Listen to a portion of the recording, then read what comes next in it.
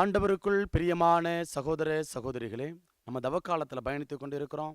நம்முடைய வாழ்வை நெறிப்படுத்துவதற்காக, ஆண்டவரோடு இணைவதற்காக பல்வேறு விதமான தவம் முயற்சிகள் நாம் மேற்கொண்டு வருகிறோம். இன்றைய நாள் ஆண்டவர் நமக்கு கொடுக்கக்கூடிய ஒரு ஆழமான சிந்தனை என்ன அப்படின்னா, தொடக்க நூல் புத்தகம் அதிகாரம் 4 இறைவார்த்தை 7 இப்படியாக வாசிக்கிறோம். நீ நல்லது செய்தால் உயர்வடைவாய் அல்லவா? நீ நல்லது செய்யாவிட்டால் பாவம் உன்மேல் வேட்கை கொண்டு உன் வாயிலில் படுத்திருக்கும். நீ அதை அடக்கி ஆள வேண்டும் என்றார் என்று சொல்லி வாசிக்கிறோம். இந்த இறைவார்த்தை யாருக்கு கொடுக்கப்படுகிறது? காயினுக்கு கொடுக்கப்படுகிறது. உடன் பிறந்த சகோதரன் ஆபேல், அவன் மீது பொறாமைப்படக்கூடிய ஒரு நிலை, அவன் கொல்லணும் அப்படின்னு திட்டமிடக்கூடிய ஒரு நிலை. கடவுள் அவருடைய மனசை பார்க்கிறாரு. இப்போ என்ன செய்கிறாரு அப்படின்னா, அங்கே அவருக்கு ஒரு எச்சரிக்கை கொடுக்குறாரு. காயின், நீ நல்லது செய்யுப்பா, நல்லது நீ நினைப்பா, நிச்சயமாக அவனுடைய வாழ்க்கையில் உயர்வை அடைவாய், மாற்றத்தை பெற்றுக்கொள்வாய் என்று ஒரு வாய்ப்பை அவங்க ஒரு இறுதி எச்சரிக்கையாக ஆண்டவர் அங்கு காயினுக்கு கொடுக்கிறார். இப்போ காயின் என்ன பண்ணுறான்? கடவுளுடைய குரலை கேட்கல. இப்போ நாமளும் என்ன செய்கிறோம் அப்படின்னா, தவக்காலத்தில் பயணித்து கொண்டு இருக்கிறோம்.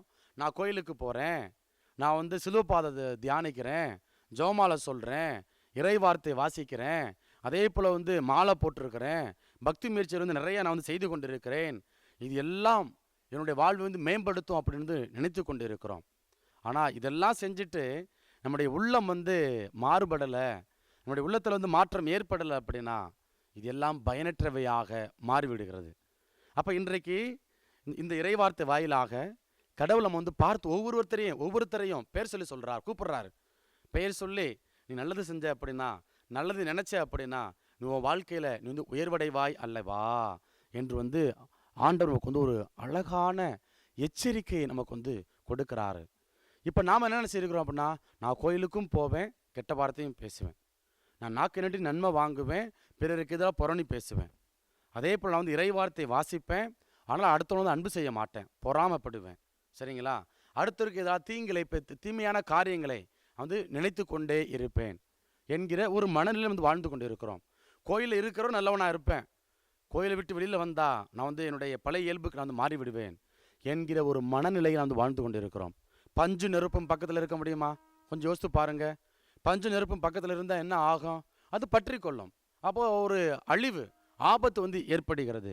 அதே போல் நான் ஆண்டவரோடு இருப்பேன், உலகத்தோடு இருப்பேன் அப்படின்னு நினச்சிக்கிட்டு இருக்கிறோம், முடிவெடுக்கிறோம். அது தவறு. அப்போ இந்த நாளில் ஆண்டவர் நமக்கு சொல்கிறார் என்ன அப்படின்னா, நீ என்னையை வழிபடுற அப்படின்னா, என்னையை பற்றி கொள்கிற அப்படின்னா என்னையை முழுமையாக பற்றிக்கொள். உலக காரியங்களை விட்டுடு.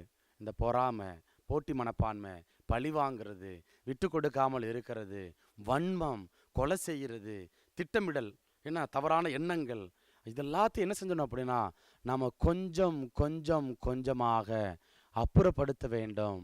நல்லவற்றை நாம் பற்றி கொள்ள வேண்டும். ஆண்டவர் கொடுக்கக்கூடிய அந்த நிலை வாழ்வை இந்த தவ காலத்தில் நாம் பெற வேண்டும். அத்தகைய அருள்வரத்திற்காக தொடர்ந்து நாம் நம்மை ஒப்பு கொடுத்து ஜெபிப்போம்.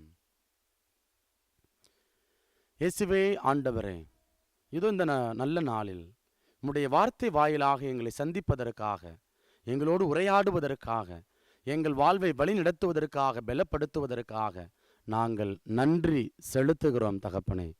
இயேசுவே ஆண்டவரே, இதோ உம்மை நாங்கள் பற்றி கொள்ள வேண்டும், உம்மை நாங்கள் ஆதாயமாக்கி கொள்ள வேண்டும்.